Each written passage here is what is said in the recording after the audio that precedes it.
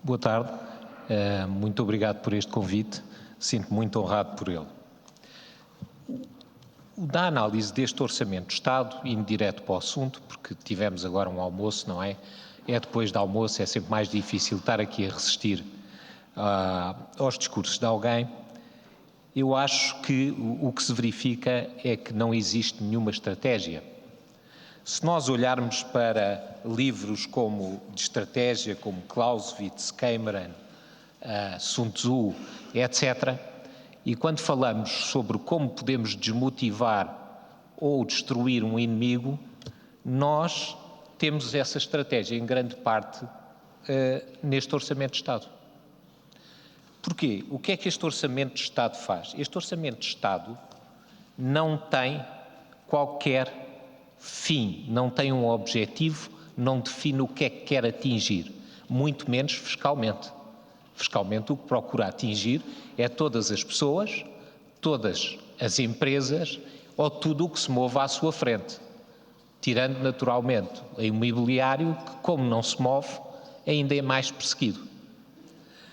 Outra das coisas que nós podemos verificar é que não existe um objetivo de melhorar os serviços públicos. Eu não sei se aqui alguém já se por acaso deslocou um hospital público ultimamente. É que não existe qualquer tipo de qualidade, não existem apoios, não existe qualquer tipo de serviço. Houve uma enorme degradação dos serviços. E isto é geral. Quem trabalha habitualmente como nós trabalhamos com os serviços públicos. Também desmotivamos as pessoas. Porquê? Nós sabemos que os impostos sobre o consumo, os impostos sobre o tabaco, os impostos sobre as bebidas alcoólicas têm como objetivo penalizar o consumo deste tipo de substâncias. Quando nós criamos um IRS que é tão progressivo, é tão violento, nós o que estamos a fazer é penalizar diretamente o trabalho. E, ainda não satisfeitos com o que fazemos, porque nós atualmente não conseguimos, devido ao IRS, ter pessoas com grandes qualificações em Portugal, eles vão trabalhar para o outro lado qualquer. Não temos capacidade de os reter cá em Portugal, quanto mais chamar outros. Ainda agravamos o IRS, porque só o atualizamos em 0,3%, quando a taxa de inflação vai ser à volta de 1,2%, está previsto, e por isso as pessoas ou vão pagar mais IRS ou vão subir de escalão, que ainda será pior, poderão ficar até com menos rendimento disponível. Depois, outra das coisas que fazemos são as empresas, não é? As empresas atualmente têm uma carga fiscal extraordinariamente elevada. A carga fiscal é tão elevada neste momento em Portugal que, veja-se, o IRC, que é com a derrama cerca de 23%, de facto, para as pequenas e médias empresas com as tributações autónomas é 40 e tal. É mais elevado que o dos Estados Unidos, que é o maior mercado do mundo, a seguir à União Europeia, que não é um país. É mais elevado que a Grã-Bretanha, que tem 65 milhões de consumidores, e até a França, tradicionalmente de impostos elevados, está a descer o seu imposto, bem como a Espanha, bem como a Áustria, bem como todos os outros. E nem comparo com os países que têm o nosso nível de desenvolvimento económico, que tristemente neste momento são os de leste. Aliás, nós vamos ser ultrapassados, acho, pela Polónia em PIB per capita em 2023. Uma vez que penalizamos tudo o que mexa, isto é, através do IRS, através do trabalho nas empresas, através da mobilidade do trabalho, pensámos neste orçamento no seguinte, pensaram, mas espera lá, nós ainda não demos cabo do imobiliário. Há mais algo que nós podemos fazer. E de tal maneira damos cabo do imobiliário que eu tenho aqui uns elementos, que é uma folhinha que acho que vos vão enviar depois por e-mail, que revela a evolução que nós temos dos impostos imobiliários, que representam, não sei, Talvez o João Duque me possa dizer qual é que é o valor do estoque imobiliário em Portugal. Mas eu não sei qual é, mas serão umas centenas de bilhões. Nós vamos desvalorizá-lo porque nos últimos 3 anos nós temos o IMI que atualizamos e criámos também o AIMI que foi aumentado 2 vezes. Por isso, se alguém tiver um ativo de 1,5 milhão de imobiliário, vai pagar 2% sobre isso. Isto é, 30 mil euros no ano, sem falar nas taxas e taxinhas, das quais, aliás, aqui em Lisboa temos uma com imenso sentido de humor, que é a taxa de exploração, que pelo menos diz, vamos ser explorados, porque eles não conseguem identificar o que é a taxa. Isso é outra das características em muitos municípios.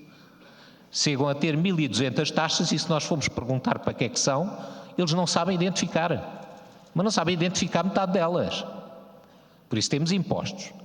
Mas o que nós verificamos aqui é que aumentámos imenso o IMI, agora vamos aumentar o IMT. O IMT passa a ser 6% até 1 milhão de euros e 7,5% a partir de 1,5 milhão de euros. E neste momento temos esse estoque imobiliário, que representa para aí 37% do PIB português, ou 38%, acho que Portugal é 38%, a média dos países é 35%, que é fundamental para os bancos, é fundamental para a riqueza das pessoas e que vai ser extraordinariamente agravado em termos de tributação. Atenção que, para além disso, se queria que as rendas fossem englobadas para irem parar a uma taxa de 53%. Ora, neste momento, esse estoque enorme de riqueza já está numa situação de muito maior risco por causa da crise internacional, diminuição da procura, retração do investimento, e nós o que estamos a fazer é acelerar esse processo todo. Agora há um problema muito grande, nós já pusemos para aí 20 ou 25 bilhões, não foi, nos bancos. Se nós de repente desvalorizamos a parte imobiliária dos bancos, nós vamos ter que intervir outra vez nos bancos. Mas neste momento os portugueses já não têm dinheiro, onde é que a gente vai buscar? Vamos pôr lá mais 20 ou 30 bilhões? É muito complicado o que se está a criar aqui. E neste momento há claramente, e nós verificamos isso no dia-a-dia, uma diminuição da procura imobiliária. E claro, com todas estas medidas, também conseguem compreender, um investidor não pode comprar um imóvel. Porquê? Se tem que pagar 2% do seu valor anual, só em IMI, com mais taxas 2, qualquer coisa, e o yield normal anda em 3 ou 4%, e ele tem que gastar dinheiro nas obras e tem que pagar o financiamento, como é que ele faz isto? São contas impossíveis.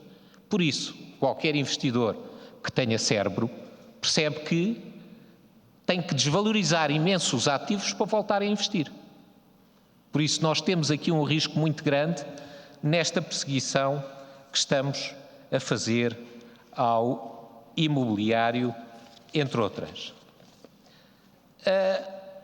Mas temos, para além disso, outra questão, que é o seguinte: nós temos aumentos sucessivos de impostos em todas as pequenas áreas que são possíveis de aumentar, para além do que é aceitável. Atenção que nós fizemos o feito de ter uma taxa de impostos sobre o PIB superior à média da OCDE, dos países desenvolvidos.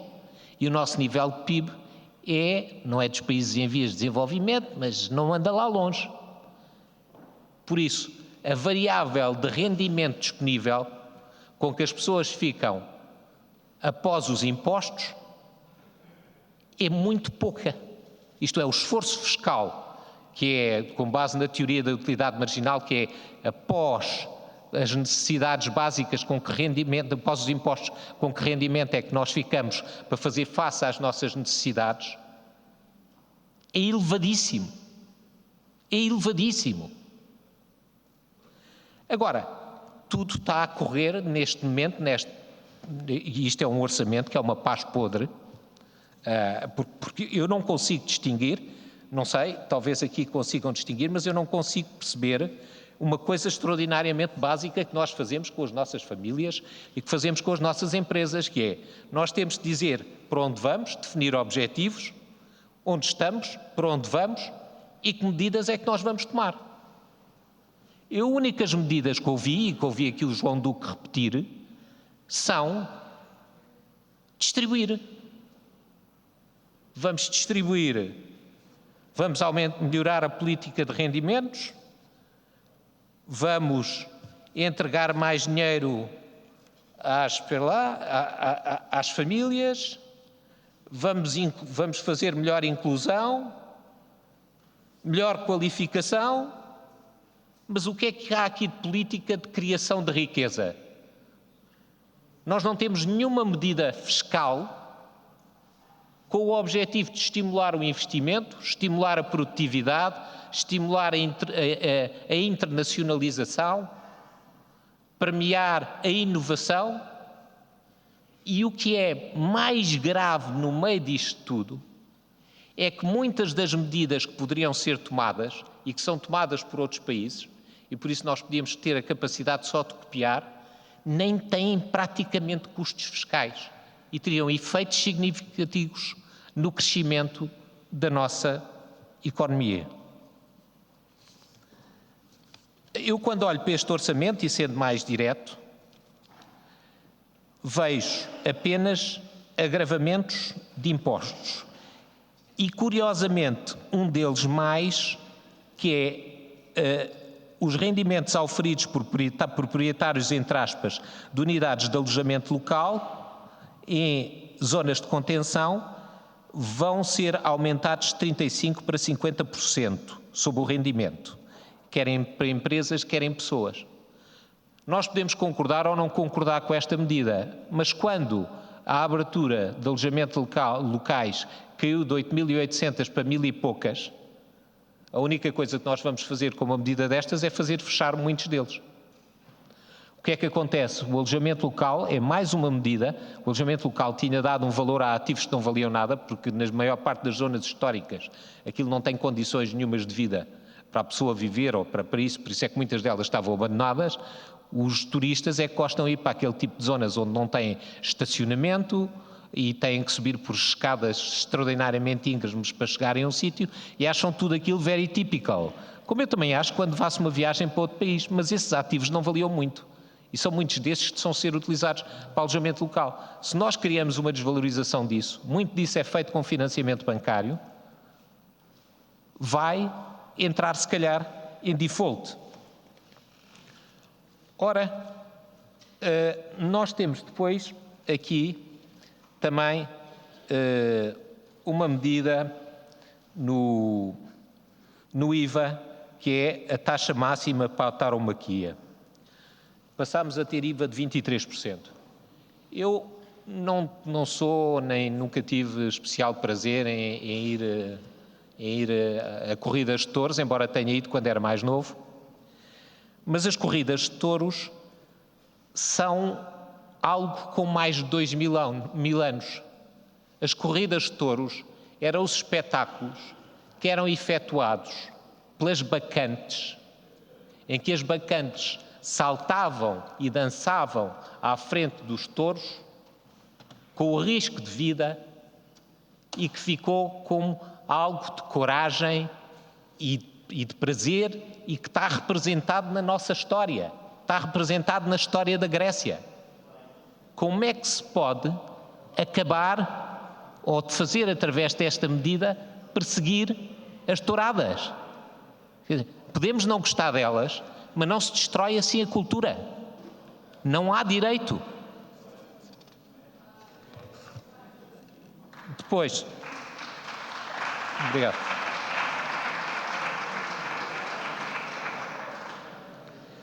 Depois temos também outra coisa que é menos sexy, mas que é verdade. Os impostos sobre os empréstimos, sobre o consumo, têm estado a aumentar loucamente. não é? E por isso, por um lado, o Governo fala de uma política de rendimentos, mas por outro lado penaliza brutalmente os financiamentos para o consumo. E não é agravar um bocadinho o imposto de selo, é 50% e já foi agravado anteriormente. Aliás, os agravamentos normalmente são extraordinariamente violentos.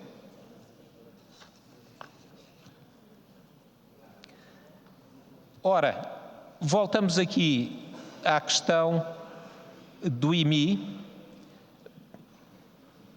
para vermos que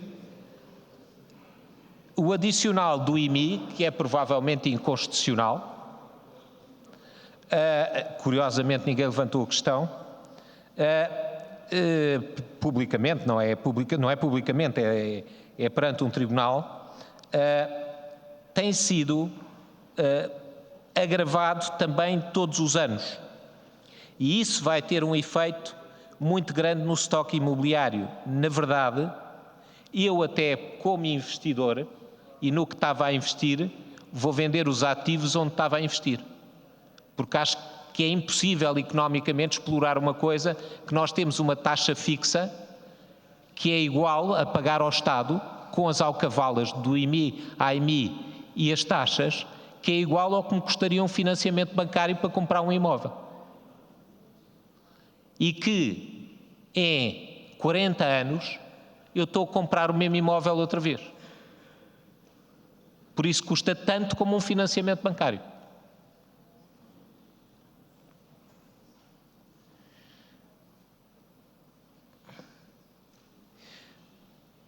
Aqui, agravamentos, contribuições por ordinário, imposto especial dos jogos online.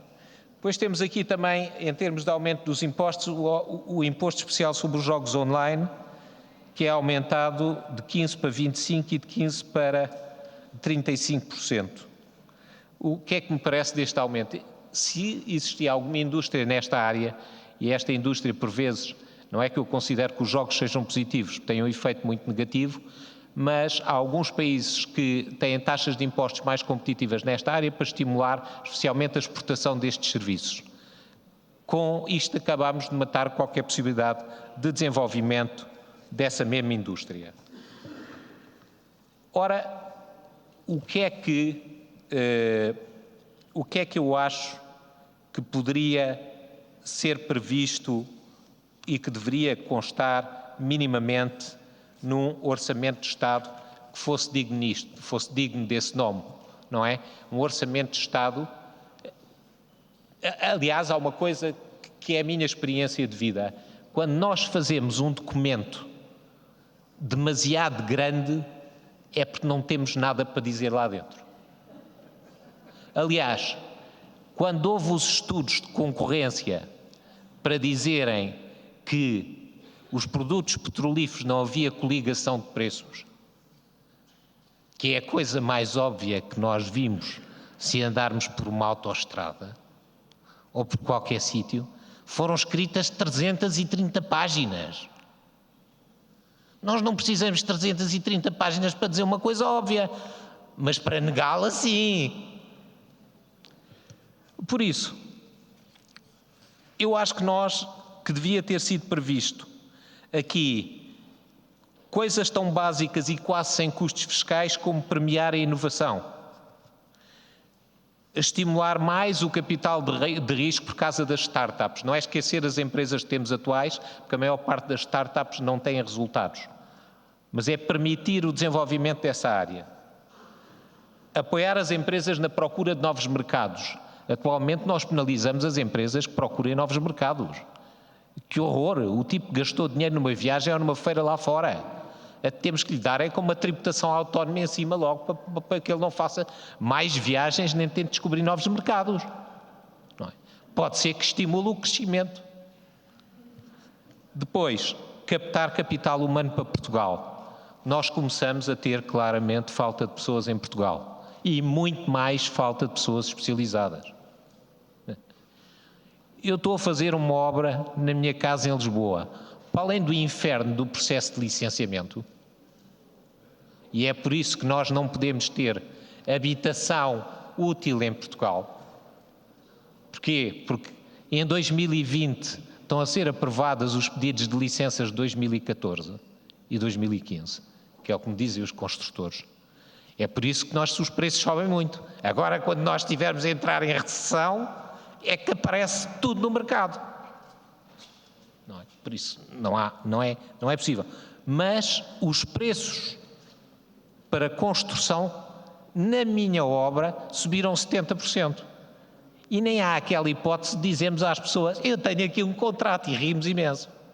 Não nos podemos rir, porque a pessoa que faz o serviço diz: pois você tem aqui o contrato, mas eu não tenho pessoas, não lhes pagar mais. Por isso, nós neste momento não é a subida dos salários que é positiva, mas é a extrema falta de pessoas em todas as áreas, que é algo muito grave. Produtividade. Nós não temos qualquer apoio à produtividade e é um elemento absolutamente determinante. Nem temos qualquer estímulo. E depois temos outra coisa, e eu acho que aqui é absolutamente fundamental que se comece a arrepiar caminho. Há a percepção de todas as pessoas, pelo menos que tenham algumas posses, de uma enorme perseguição fiscal. Querem saber tudo o que temos, onde é que temos, o que fazemos. E posso-lhes dizer que uma pessoa da administração fiscal que eu conheço muito bem foi numa viagem à Alemanha e explicou o que era o e-fatura. E eles disseram: o e-fatura só com uma ditadura é que nós admitíamos.